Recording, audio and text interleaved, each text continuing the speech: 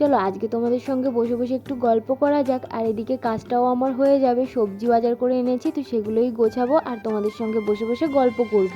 বর আজকে বাড়িতে এসছে 2 দিন হলো। প্রথম দিনই না আমাদের কথা ছিল বাজারে যাওয়ার, কিন্তু এত পরিমাণে বৃষ্টি হয়েছে তো সেই বৃষ্টির জন্য আর বাজারে যাওয়া হয়নি, ঘুমিয়ে পড়েছিলাম। আর সন্ধ্যাবেলায় ভাবলাম যে থাক আজকে আর যাবো না, একবারে কালকেই যাব। তো আমি আর আমার বর দুজনে মিলে বিকালের দিকে বাজারে চলে গেছিলাম। আর বাজার থেকে দেখো কি কি কিনে এনেছি। এই যে একটা গ্যাসের লাইট, এটাকে আসলে কি বলে আমি ঠিক জানি না, আমি গ্যাসের লাইট বলি, লাইটার বলি, সেগুলোই আমি তোমাদের বললাম। তো তোমরা কে কি বলো আমাকে একটু কমেন্ট করে জানিও তো। আর এই যে দেখো আলু নিয়ে আমি কি করছিলাম, সেই বল দিয়ে জোকাররা যেমন খেলে না, ওটা আমি করার চেষ্টা করছিলাম। তো আমার দ্বারা আর কি হয় বলো। তো এদিকে আলুগুলোকে গুছিয়ে রাখলাম। আর এই যে দেখো বেগুন, আজকে যেটা ভালো লেগেছে সেটাই নিয়ে এসেছি। আর এদিকে 3টে বেগুন আনা হয়েছে যেহেতু আমরা 2জন মানুষ।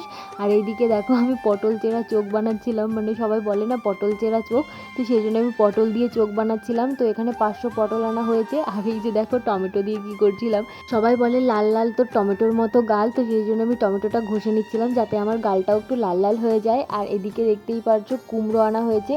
আর এই বটবটিগুলো দেখছো, এগুলো কি করে আনা হয়েছে বলো তো। দোকানদার আমাদের, মানে যে দোকান থেকে সবজি বাজার করেছিলাম সেখান থেকে এমন একটা 10 টাকার নোট দিয়েছিল যেটা আর কোনো দোকানে চলবে না। ওনাকে বললাম পাল্টে দাও, তো উনি বললো আর টাকা নেই, কিছু নেই, তো দিল না। তো সেই জন্যই 10 টাকার বটবটি নিয়ে চলে এসেছি আমরা।